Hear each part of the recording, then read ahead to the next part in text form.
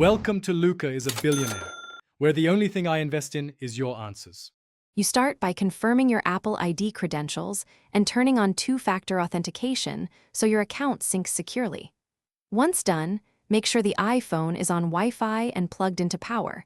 Large iCloud transfers pause on cellular. Update iOS if needed to avoid compatibility issues. Now open Settings and tap Sign In to your iPhone. This initiates the iCloud connection process and lets you choose what to merge from any existing Apple ID data immediately. Once signed in, you'll see iCloud options. Tap iCloud to view sync toggles.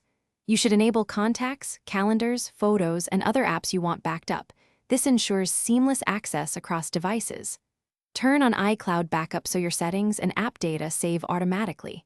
Then, enable iCloud Photos if you want originals in the cloud.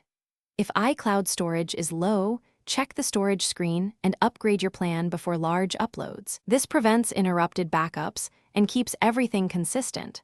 Finalize by running an immediate iCloud backup from settings to confirm everything uploads.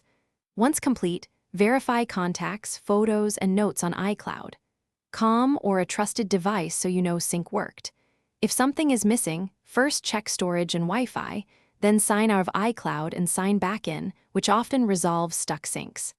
If that fails, restart the iPhone and try again. This sequence clears session issues while preserving your data and gets iCloud functioning reliably.